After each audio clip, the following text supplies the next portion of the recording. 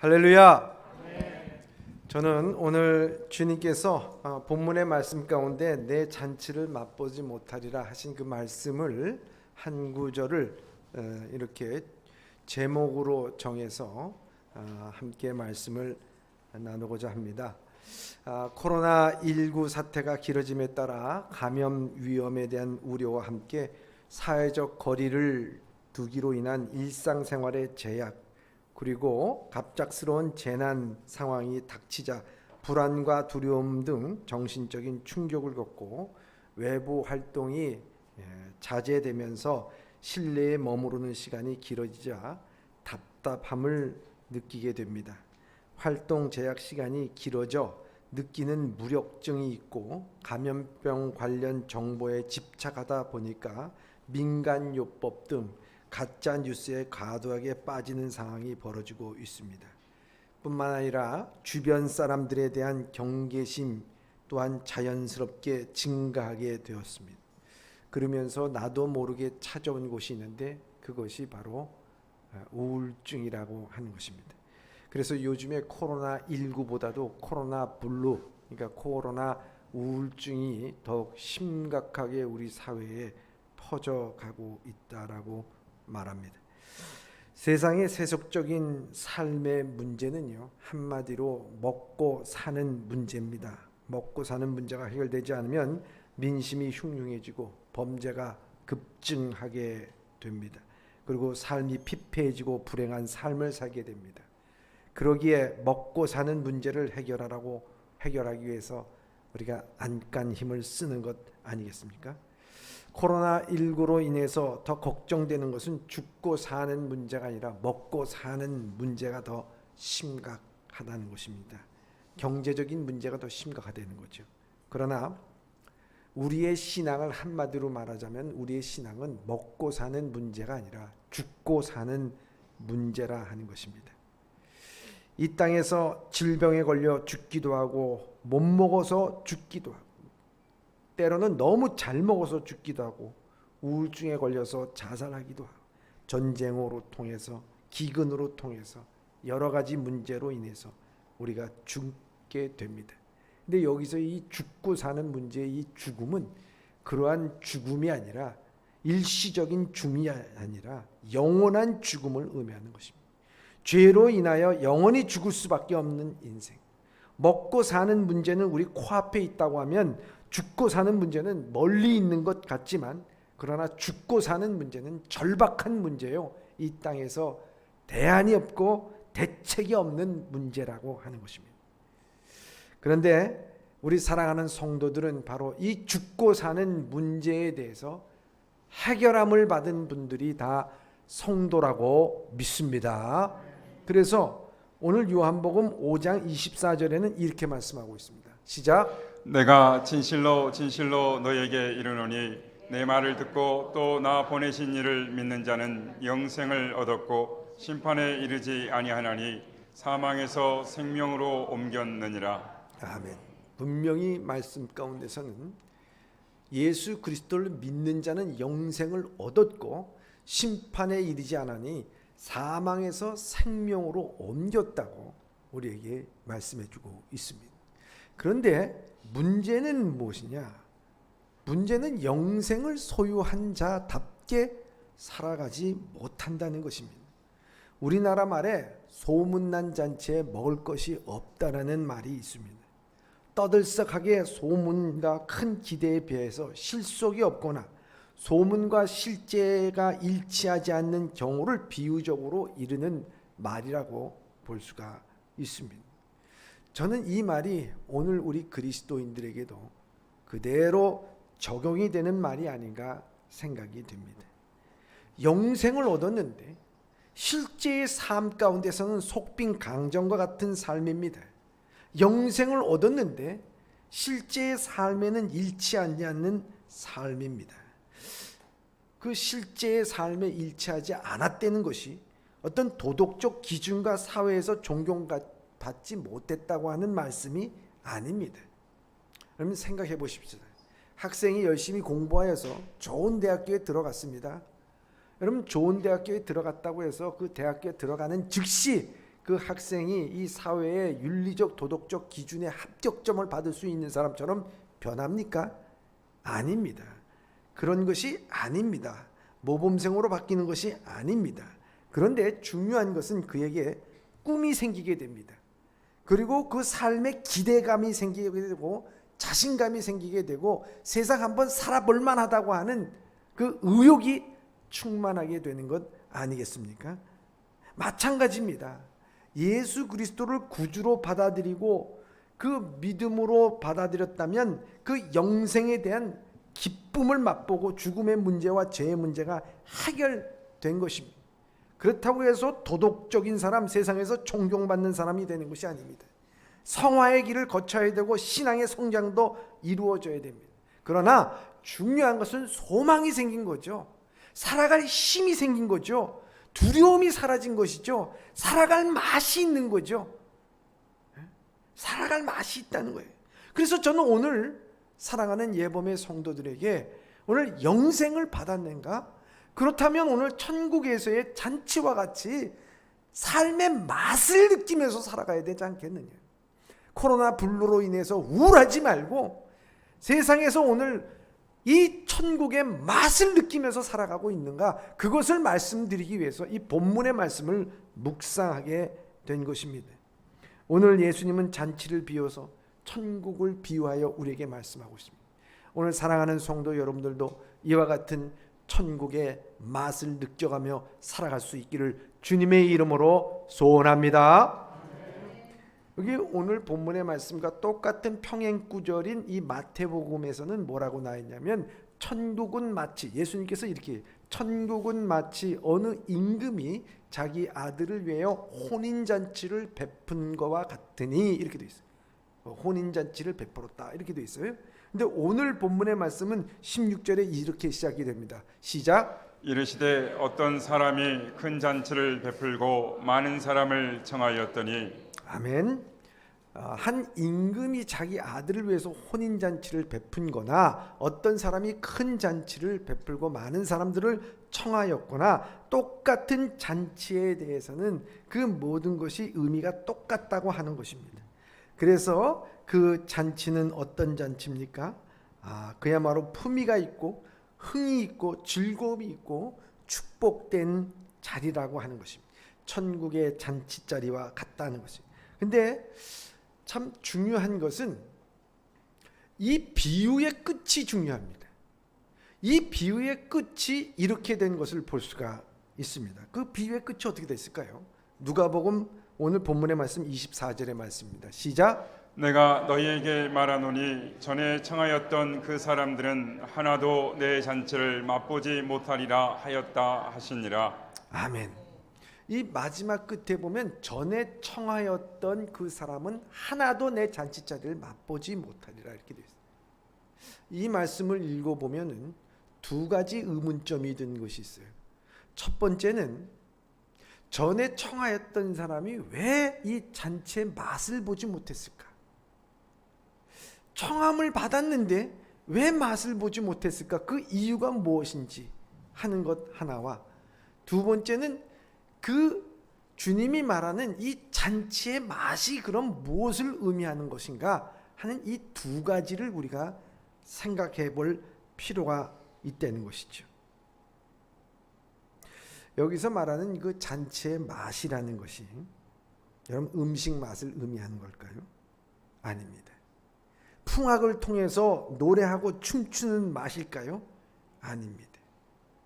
오늘 그 맛은 성경이 우리에게서 말씀해주고 있습니다.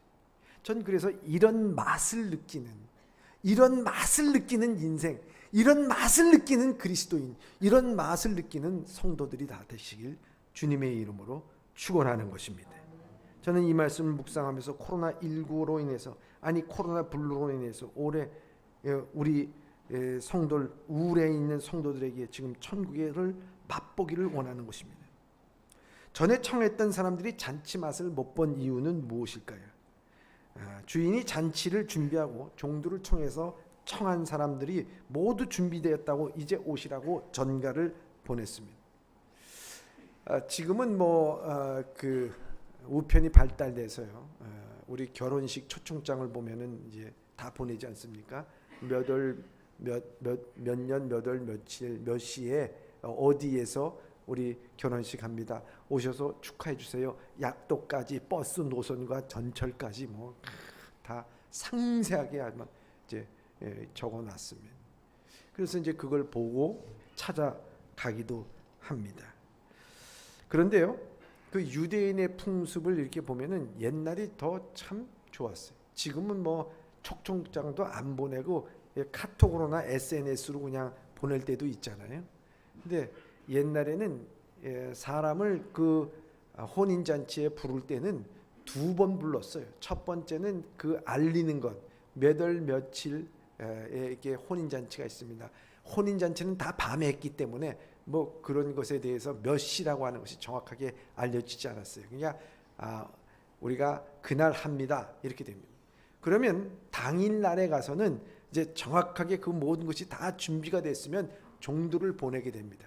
그래서 각 집마다 두들겨서 나팔을 불어대고 그리고 그분들에게 정중하게 그분들에게 다시 초청해서 이제는 준비가 됐으니까 오십시오 하고 밤중에 그 손님들을 전부 다 그 하인들이 초롱불을 들고서 그분들을 인도하여 집까지 인도하는 것이 그때의 그 혼인 예식에 초청하는 풍습이었다고 하는 것입니다. 이렇게 정중하게 갔지만은 근데 문제는 뭐냐?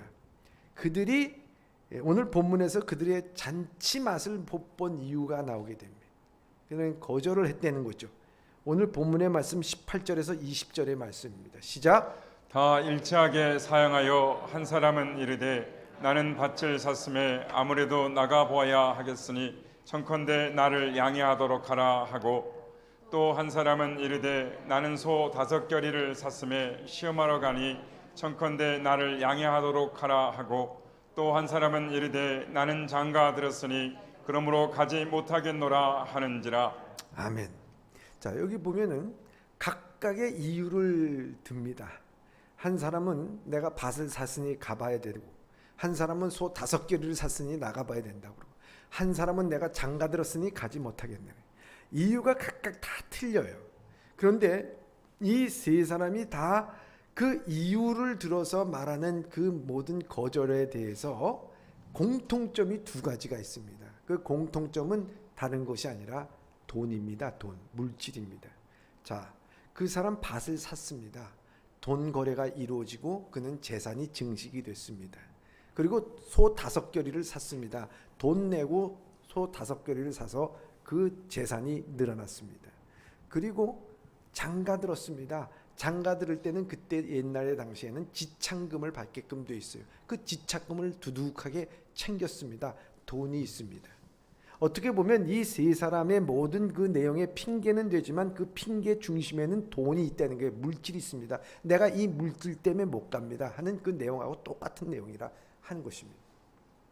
또 한 가지의 공통점은 이 세 사람이 내세웠던 모든 이유가 다 일생일대 한 번밖에 없는 이 혼인잔치를 가지 못하는 단 한 번의 사건이라든지 중대한 사건이 아니라 사사로운 일이었다는 것입니다. 밭은 내일 가봐도 되는 거예요. 소 5겨리 보는 것은 그 끝나고 나서 내일 가봐도 되는 거예요. 지창금을 받고 이미도 결혼식이 끝났는데 거기에 대해서 가도 상관이 없는 일입니다. 그러니까 어떻게 보면은 이 사람네들은 모든 것이 다 한마디로 말하자면은 사사로운 일, 자기의 바쁨과 생활의 분주함으로 인해서 주인의 초대에 응할 수 없게 만든 것입니다. 다시 말하자면 왕의 자녀의 혼인은 단 한 번밖에 없는 이 일을 사사로운 일과 자기의 일과 물질이라고 하는 것을 앞세워서 거기에 우선순위에서 밀려날 뿐만 아니라 거절을 했다는 거죠. 거절을 했다는 거예요. 그 서양에서는요, 그 혼인잔치나 무슨 결혼식에 초대를 받을 때는 그 초대장을 받게 됩니다. 근데 이 초대장에서는 반드시 무슨 문화가 있냐면 RSVP라는 문화가 있어요. RSVP. 이 RSVP라는 것이 이게 프랑스 말로서의 그 약자인데요. 다른 약자가 아니라 그 R은 리스판스, 그러니까 참석 여부를 꼭 알려주세요. 이게 이제 문화입니다. 그 문화가 반드시 있어요. 그래서 초청장은 RSVP가 꼭 적혀 있어요. 반드시 응답해 주십시오라는 얘기가 있습니다. 그래서 그 초청장에 보면은 참석 여부에 대해서 칸이 있어요. 그러면 그 반송 봉투까지 아예 보내줘요. 그러면 내가 참석하느냐 못하냐 여기 체크하게 돼 있어요. 그리고 밑에는 그러면 어떤 음식을 드시겠습니까? 닭고기 드시겠습니까? 소고기 드시겠습니까? 근데 그거 이제 체크를 하게 돼 있어요. 그래서 반드시 보내주게 돼 있습니다. 그렇게 보내주면요, 그 사람들이 그걸 보고 참석자 명단에 수를 정하고 그리고 음식을 시키고 다 준비를 끝냅니다. 그러니까 그 준비를 끝내고 약속을 다 해놓고 나서 안 오는 것은 그건 정말 예의가 아닌 거예요. 그냥 음식점에 대해서 뭐 몇 시에 갈 거예요. 그건 노쇼 하는 것보다도 더 예의가 아니에요. 한 번 일생 일대에 한 번의 결혼식에 대해서 약속을 해놓고서 그거 나타나지 않는다? 그거는 아마 그 결혼식을 하시는 그 신랑 신부에게서는 아마 평생을 두고서 가슴에 못질을 하는 거나, 내가 뭐 이렇게 너무 강조하겠지만은 그런 경우도 되는 거예요. 그러니까 그 아픈 거예요. 그런 거란 말이지. 근데 여기 왕의 초대에 전부 다 약속을 미리 해놨어요. 그리고 몇 월에 간다, 몇 시에 간다 해놓고 종들을 통해서 갔지만 그들은 그 모든 것을 가지 못한다. 그것도 물질을 들어서 사사로운 자기의 개인의 삶을 통해서 그것을 응답을 하고 거절을 한 것이다 하는 것입니다. 그렇기 때문에 서양 사회에서는 부조금을 들고 간다고 해서 무조건 받아들이는 것도 아닙니다. 내가 개인적으로 친하다 그래서 초청장 없이 그냥 갈 수 있는 것도 아니에요. 딱 그 뱅퀴트에 들어가게 되면, 연회장에 들어가게 되면은 그 있는 사람 외에는 초청장을 보고 들여다보내지지 초청장 없는 사람은 들여다주지도 않아요. 그것이 자기의 뭐 친동생이라고 하더라도 초청장이 있어야 들어가는 거예요. 그런 문화. 그건 무슨 문화냐? 야박한 문화가 아니라 오히려 서로를 갖다가 소중하게 여기고 그 모든 것을 축복되고 그것을 또 우리가 즐기고 기쁨으로 그것을 하기 위해서 서로 간에 이 모든 약속들을 다 지키는 거죠. 그런데 이들은 일상의 바쁨으로 인해서 거절하고 물질을 앞세워서 거절을 했다고 하는 것입니다. 이 비유의 말씀에 이 거절한 사람들이 바로 누구들인가? 당시의 종교 지도자들과 바리새인들이라고 말할 수가 있고, 또 한 가지는 오늘 예수 그리스도를 구주로 영접하지 아니한 모든 사람들이라고 말할 수가 있습니다. 그래서 로마서 1장 16절에 이렇게 말씀하고 있습니다. 시작. 내가 복음을 부끄러워하지 아니하노니 이 복음은 모든 믿는 자에게 구원을 주시는 하나님의 능력이 됨이라. 먼저는 유대인에게요 그리고 헬라인에게로다. 아멘. 복음을 부끄러워하지 않아서 주님께서는 모든 믿는 자들을 다 초청했다 그러잖아요. 구원을 주시기 위해서 모든 믿는 자들에게 복음을 주셨다는 거예요. 복음이 뭡니까? 초청하는 거예요. 누구든지 내게로 오라. 아버지께로 가는 자, 갈 수 있는 자는 내가 길이요 진리요 생명이니 나로 말미암지 자는 아버지께로 갈 자가 없다. 초청한 거예요. 여러분들을 초청한 거예요. 여러분들의 인생에.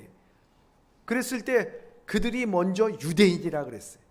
먼저는 유대인에 났기 때문에 먼저 유대인들에게 있어서 그 약속의 말씀을 주셨고 약속의 말씀을 받은 유대인들인데 그들은 거절을 했다는 것입니다.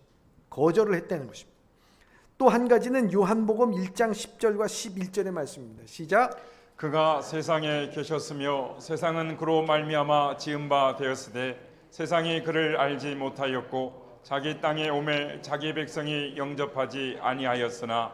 아멘. 세상에 와서 세상으로 계셨는데도 불구하고 세상은 그를 알지 못했다는 거예요. 예수 그리스도를 영접하지 못했다는 거예요. 여러분들 한번 생각해 보시기 바랍니다. 많은 사람들이 예수 그리스도의 복음의 초청의 말씀을 듣고 거절하는 이유 가운데 뭡니까? 예수를 믿으면 뭐 돈이 나오냐, 떡이 떨어지냐 이렇게 말하는 사람도 있어요. 그렇잖아요. 왜? 이 사람들의 문제는 뭐냐? 죽고 사는 문제가 아니라 먹고 사는 문제가 중요하기 때문이라는 거예요. 죽고 사는 문제를 해결해야 되는데 먹고 사는 문제를 해결하려고 그렇게 예수를 믿는 것 아니지 않습니까? 그렇지 않아요. 그런데 돈이 떨어지냐 뭐 떡이 나오냐 하면서 거절을 합니다.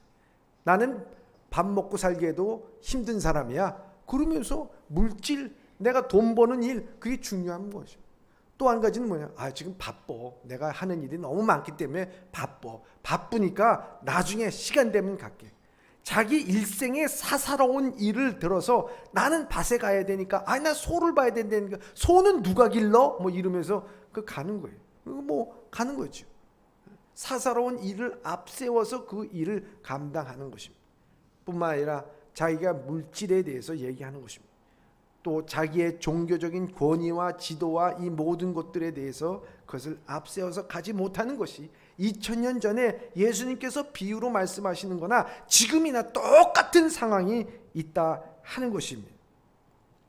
그들도 예수님을 참 잘 섬기는 사람들이었습니다. 그러나 하나님에 대해서 신앙이 아니라 자기 일상의 삶이 우선으로 살았던 사람이라 하는 것입니다. 사랑하는 예범의 성도 여러분, 바로 우리가 천국의 맛을 못 보는 이유가 무엇일까요? 그것이 바로 우리가 영생을 가졌지만 영생을 가진 자답게 살진 못해요. 거기에 대한 일상의 삶의 바쁨으로 인해서 물질 앞에 밀리고 일상의 삶의 바쁨 앞에 밀리고 이러므로 인해서 우리가 천국 잔치의 그 맛을 느끼지 못하는 이런 삶은 우리가 살고 있지 않는가 하는 것입니다. 이 사람들은요, 세상의 맛을 느낀 사람입니다. 천국의 맛이 아니라 세상의 맛을 느낀 사람입니다. 한마디로 말해서 변질된 사람들을 의미하는 것입니다. 그들의 신앙은 왜곡됐고 변질돼 버렸습니다. 정말 주님이 주신 천국의 맛을 느끼지 못하는 사람. 여러분 낚시하는 사람 보시면 낚시 참 좋아하시는 분이 있는데 그 옆에 낚시를 별로 안 좋아하는 사람 아내가 있다고 치자고요. 가가지고 그냥 밤새 옆에 있는데 너무 지겹고 너무 힘들어요. 왜? 낚시를 모르기 때문에, 낚시 맛을 모르기 때문에. 근데 낚시 맛을 아는 사람은 어떻게 하십니까? 밤새 찌 넣고서 걸리지 않아도요 그냥 그것을 바라보고 그냥 즐거운 거야. 왜? 손맛을 알고 이 낚시 맛을 알기 때문에 지루하지 않는 거예요. 마찬가지라는 거예요. 예수 그리스도를 믿는 신앙의 맛을 모르는 사람은요, 코로나19가 무서운 거예요. 둔감한 거예요. 현실의 문제 앞에서는 민감해요. 그러나 영적인 문제, 현실의 문제 앞에서는 민첩해요. 그러나 교회 일 앞에서는 거북이 걸음입니다. 세상의 변화에서는 민감해요. 그러나 영혼의 문제에 대해서는 둔감해요. 여러분, 주님이 우리에게 말씀하기를 너희는 세상의 소금이라고 말해주지 않았어요. 이 소금이 맛이 변질되지 않아야 되는데 그 변질돼 버리면 어떻게 돼요? 바깥에 버려져 사람에게 밟힐 뿐이라 이렇게 말씀하고 있어요. 속담에 이런 말이 있습니다. 소금이 시냐? 소금이 시냐? 무슨 말이 뜻입니까? 소금이 실 수가 있습니까? 없습니다. 소금은 실 수가 없다는 거예요. 그러니까 소금은 짤 수밖에 없다. 근데 그 짠 소금이 주님께서는 변질된다는 거예요. 맛을 잃어버려요. 맛을 잃어버린다. 여러분, 이와 같이 변질된 것은요, 이 밖에 버려질 수밖에 없습니다. 변질된 물건 값이 나갈 수가 없습니다. 변질된 음식 먹으면 탈납니다. 변질된 신앙 하나님께서 쓰시지 않습니다. 오늘 많은 교회가 성도들이 목회자들이 많이 변질되어 있습니다. 다시 말해서 맛을 알지 못하고 맛을 내지 못하고 있습니다. 예수님 당시에 종교 지도자들이나 예수 그리스도를 구주로 영접하지 못했던 이 세상의 모든 사람들과 별 다를 바가 없다고 하는 것입니다. 그래서 오늘 본문의 말씀 가운데서 그 거절을 한 사람들, 그렇기 때문에 맛을 보지 못한 거예요. 변질됐기 때문에. 그래서 그 거절한 사람들에 대해서 주인은 노합니다. 아니 약속을 했는데도 이것을 일생일대 한 번밖에 없는 큰 잔치에 이렇게 되느냐? 노합니다. 똑같은 평행 구절인 마태복음에서는 군대를 보내가지고 아예 진멸을 해버립니다. 심판을 가한다는 것이죠. 그런데 오늘 본문의 말씀에 보니까 주인은 그 종들을 시켜서 이 잔치의 초청의 대상자를 아예 바꿔버리는 것을 볼 수가 있습니다. 대상자를 바꿔버려요. 그래서 21절에 이렇게 말씀합니다. 시작. 종이 돌아와 주인에게 그대로 고하니 이에 집주인이 노하여 그 종에게 이르되 빨리 시내의 거리와 골목으로 나가서 가난한 자들과 몸 불편한 자들과 맹인들과 저는 자들을 데려오라 하니라. 아멘. 여러분, 주인의 잔치자리에 초대받은 사람이 어떤 사람이에요? 그 받은 사람은 가난한 자, 몸이 불편하고 맹인들과 저는 자들이라 하는 것입니다. 여러분, 이런 자들은요, 그 당시에 세상에서 소외당한 자들입니다. 종교 지도자들의 눈에 보면요, 그 사람들은 어떤 사람이냐? 하자가 많은 사람들이에요. 뿐만 아니라 그런 사람들은 종교적인 눈으로 봤을 때 뭔가 죄가 있기 때문에 하나님 앞에 벌을 받고 저주를 받은 사람이라고 말하는 것입니다. 그런 사회적 약자, 장애자가 있는 사람입니다. 여러분, 오늘도 마찬가지입니다. 오늘 여러분들 우리가 멀쩡한 육신을 갖고서도요, 이 세상 살아가기가 쉽습니까? 힘듭니까? 예? 힘든다고. 뭘 그렇게 힘들어요? 아유, 참 쉽냐 힘드냐 물어보니까 다 힘든다고.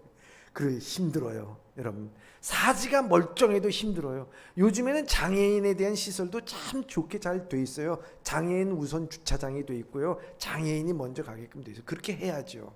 예? 그런데 옛날에는 그런 시설도 없었어요. 의료 시설도 없었어요. 그런 배려도 없었어요. 그런 시대 가운데 장애인으로 살아간다는 것은 여러분, 소망이 있겠습니까? 없겠습니까? 소망이 없는 거예요. 그 사람들의 삶이라는 것은 정말 그냥 하루 그냥 살아가는 거예요. 하루. 죽지 못해 살아가는 거예요. 죽지 못해 살아가는 거예요. 그러니까 여러분들 죽지 못해 살아간다 뭐 이런 말 하면 절대 안 됩니다. 여러분, 그리스도인들이 왜 죽지 못해 살아가? 그건 하나님을 모독하는 거예요.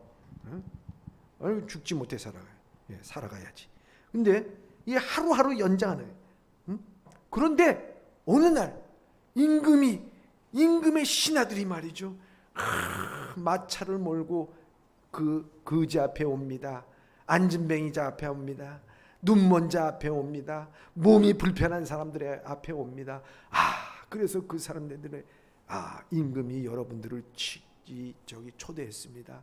여러분들을 모셔오라 그럽니다. 정중히 절하고 그분들을 들것에 실고 마차에 싣고 함께 운반을 하고 함께 업고 나가 거기에 이 왕의 잔치, 혼인잔치에 막 그 사람들이 마차가 몰려오고 사람들이 들것에 실려오고 막 잔치자리에 몰려오기 시작합니다. 근데 몰려와서 그냥 몰려온 것만이 아니라 들어오자마자 그 사람들 목욕을 깨끗하게 씻겨주고 거기에다가 세마포 옷을 하나 쫙 입혀서 아주 멋있는 자리로 그 잔치에 어울리는 의복과 의태를 갖추게 만들고 그리고 잔치 자리에 탁 앉습니다. 여러분, 생각해 보시기 바랍니다. 평생을 살아가면서 그냥 하루하루를 근근히 죽지 못해 살아가는 인생이 어느 날 갑자기 초대를 받았어. 그리고 목욕까지 시켜주고 옷까지 입혀주고 왕의 산의 진미의 음식과 풍악이 울리게 되고 즐거움이 일게 되고 한 번도 느껴보지 못했던, 불결하다고 늘 소외당하고 늘 어두움과 그늘에 있었던 그들인데 밝은 광명에 된 곳에 가서 그와 같은 음식을 먹게 됐을 때 음식이 코로 들어가겠습니까? 입으로 들어가겠습니까? 어디로 들어가는 건 모르지요. 그러면 그 잔치의 맛은 음식의 맛일까요? 그 잔치의 맛은 풍악의 맛일까요? 아닙니다. 그 잔치는 바로 은혜의 맛이라는 거예요. 은혜의 맛. 여러분, 영생을 얻은 자는, 교회의 잔치는 바로 은혜의 맛을 아는 성도들이 되어야 될 줄 믿습니다. 여러분, 그거예요. 이 잔치의 맛은 은혜의 맛. 소명이란 책을 쓴 오스 기니스가 이런 말을 합니다. 당신은 성공을 넘어서 진정한 의미 있는 삶을 살기를 원하는가? 그렇다고 하면 당신은 뚜렷한 목적의식을 가져야 된다는 거예요. 우리의 재능과 우리의 운명은 명백히 우리 부모의 소망이 아니다. 우리의 재능이 사장의 계획에서 이루어지는 것도 아니다. 우리 친구의 압력이나 우리 세대의 가치관이 아니다. 우리의 사회의 요구에 달려있는 것도 아니다. 우리에게 있어서 우리의 계획은 하나님이 우리를 만들어주신 자만이 우리에게 있어서 설계도가 갖고 있다는 것을 알아야 된다. 하나님께서 나에 대한 어떤 설계도를 갖고 계신지 아시는가? 하나님의 은혜의 맛을 아는 사람은 자신을 위하여 하나님의 계획을 아는다. 이렇게 얘기해요. 하나님께서 나를, 옛날에는 몰랐어요. 주님을 만나보니까 주님께서 나에게 이런 계획을 갖고 계셨구나. 그걸 아는 거예요. 은혜. 얼마나 자격이 있어서, 공로가 있어서 자기가 그 잔치자리에 들어간 게 아니에요. 하나님께서 그것을 계획하시고 명령하셔서 그 모든 자들이 온 거 아니겠습니까? 은혜의 자리. 얼마나 은혜에 감격해요. 이 찰스 핀이라고 하는 유명한 세계적인 부흥사가 있어요. 1700년대의 사람이에요.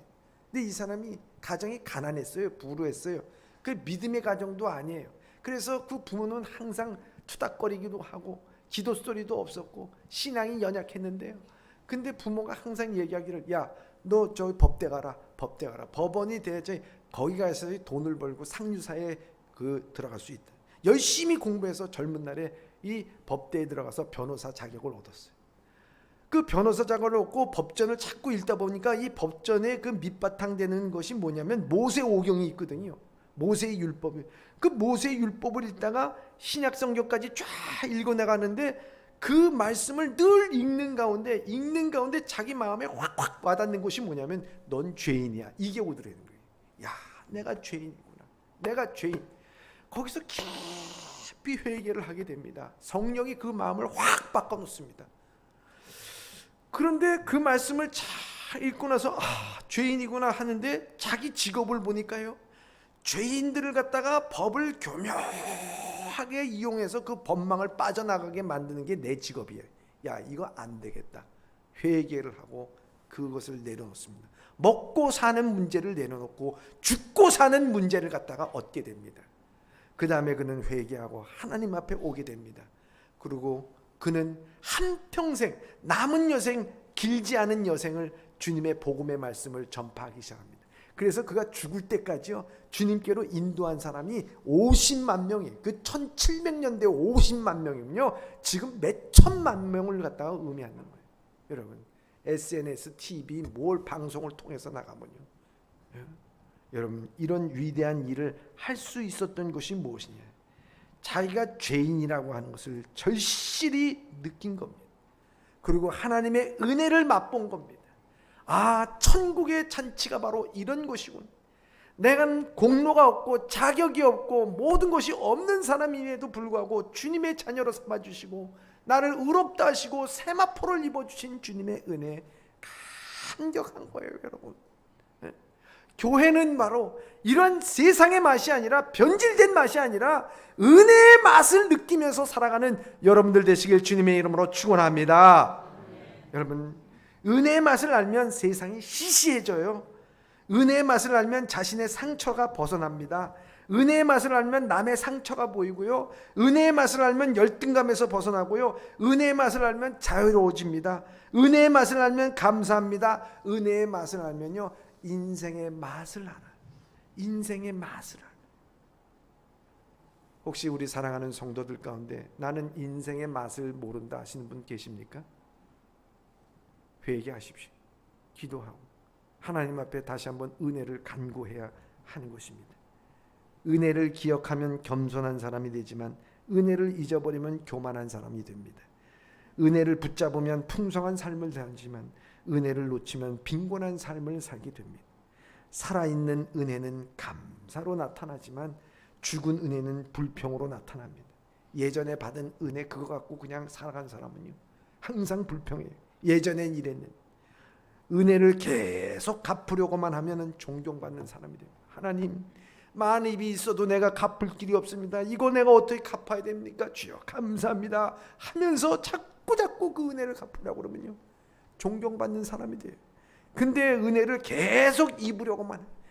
뭘도 주시고 이것도 주시고 날 위해서 기도하시고 뭐 만날 때마다 뭘 하는 게 아니라 반납 받을 것만 생각하는 사람들, 그런 사람은 파렴치가 되는 거예요. 간직한 은혜는 또한 다른 은혜를 여는 문이 됩니다. 저에게는요, 이런 은혜가 있어요. 너무 감사하죠. 너무 기쁘죠. 그 은혜에 대해 감사하게 살면 다른 은혜의 대문이 되는 거예요.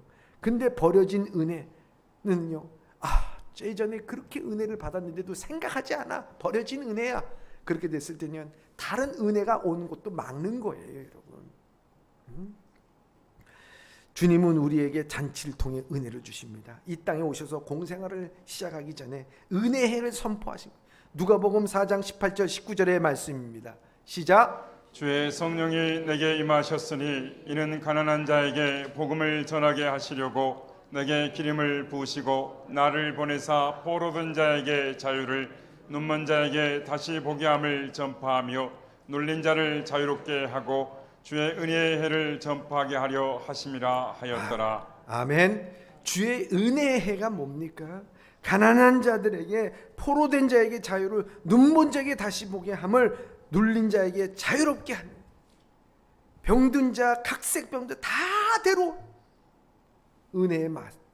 오늘도 우리는 그러한 자들이 은혜를 맛봤어. 그러한 은혜를 맛보고 살아가는 여러분들 되시길 주님의 이름으로 축원합니다. 그런데요, 종들이 와서도 아직 빈자리가 있다는 거예요. 그러자 주인은 말합니다. 23절입니다. 시작. 주인이 종에게 이르되 길과 산 울타리로 나가서 사람을 강권하여 데려다가 내 집을 채우라. 아멘. 여러분, 전에 초청한 대상자는 분명했어요. 가난한 자, 몸 불편한 자, 맹인들, 저는 자 데려오라 그랬는데 지금은요, 길과 산 울타리 가로로 나가서 사람을 강권하여 내 집을 태워라. 누구든지 불특정 다수입니다. 모든 사람들, 남자든 여자든 아이든 노인이든. 원래 유대인의 혼인잔치는요, 남자만 들어오게끔 돼 있어요. 남자만 들어오게. 여인은 가족에 대한 여인만 제하고 남자만 초청하게 돼 있어요. 그러나 오늘 본문의 말씀에는 사람을 강권하여라는 말이 있어요. 이 사람은 남녀노소 가릴 것 없이 모든 사람을 의미합니다. 심지어 마태복음에서는 똑같은 평행 구절에 뭐라고 되어 있냐면 선한 자나 악한 자나 강권하여 내 집을 찾거라. 만나는 대로 데려오라는 거예요. 여러분, 관습과 풍습을 넘어선 것뿐만 아니라 사람에 대한 편견과 선입견까지 넘어선 거예요.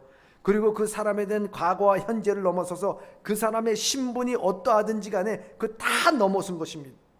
다시 말해서 그 혼인잔치에 참여하는 사람에 대해서 자격이나 규제나 조건이 다 무의미해졌다는 거예요. 무의미. 예? 조건 없어, 자격 없어, 뭐든지 누구든지 그 사람이 악하든 선하든 다 데려오는 거야. 다 모여. 여러분, 그 잔치 자리가 어떻게 됐습니까? 비었겠습니까? 꽉 찼겠습니까? 꽉 찼어. 여러분들 한번 생각해 보세요. 그 잔치 자리가 꽉 찼어. 보니까 영희 엄마도 왔어. 순이 엄마도 왔네. 누구도 왔네. 야, 아니 당신도 왔. 이게 저기 정가 6범인데도 왔네. 다 온 거야. 다 온 거. 여러분, 생각해 보세요. 그 사람네들에게 여기 올 때 무슨 부조금 갖고 오라 그랬어요? 돈 내라 그랬어요? 뭐 있어야 된다 그랬어요? 심지어요, 요즘에 뭐 사람들이 그러잖아요. 초청장 받으면 초청장으로 생각하지 않아요? 무슨 영수증? 응? 고지서? 응, 고지서 날라왔네. 그 결혼하는 사람은 얼마나 그 부담되겠어. 그래. 응? 그런 말은 이제 입에도 담지 마세요. 응? 이 순간부터. 근데 이 사람들도 왔어. 여러분, 예전에 초청한 사람들은 어떤 사람들이에요? 돈 있는 사람들, 물질 있는 사람이에요. 할 일 많은 사람들이에요. 가가지고 뭐 얼마나 부주하고 이 임금이 혼인잔치를 베풀고서 그 오라 그럴 때 돈이 필요해서 오라 그랬어요? 물질이 필요해서 오라 그랬어요? 당신이 와서 자리를 빛내주기 위해서 오라 그랬어요? 아닙니다. 그냥 오라 그런 거예요. 초청한 거예요. 근데 이 사람들 뭐 돈이 있습니까? 물질이 있습니까?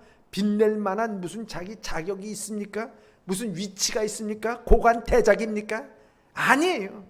그냥 강도든 살인자든 상관없이 모든 사람 다 온 거예요. 여러분, 그랬을 때 그 잔치 자리에서 야, 너도 왔네, 나도 왔네. 야, 이런 자리에 와서 우리가 씻김을 받고 세마포를 입고 풍악이 울리고 그 장대한 결혼 예식이 행해질 때 그 사람네들이 뭐라고 얘기하겠습니까? 야, 우리가 아무것도 없는데 그냥 여기 왔으니 우리가 할 일이 뭘까?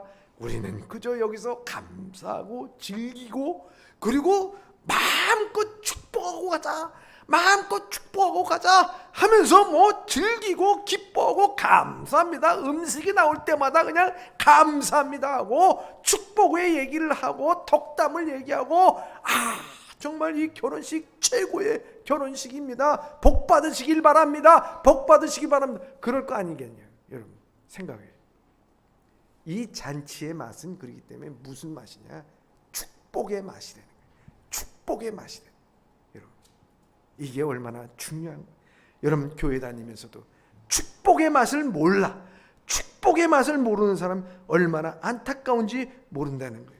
여러분 땀 흘리고 일한 사람만이 시원한 냉수의 맛을 아는 거예요. 눈물 젖은 빵을 먹어본 사람이 한 끼의 맛을 아는 겁니다. 땀을 흘린 수고한 농부만이 수확의 기쁨의 맛을 아는 거예요. 힘들어도 훈련하고 땀을 흘린 사람만이 승리의 기쁨을 아는 거예요. 하나님의 일도 마찬가지, 교회를 건축하는 일도 마찬가지.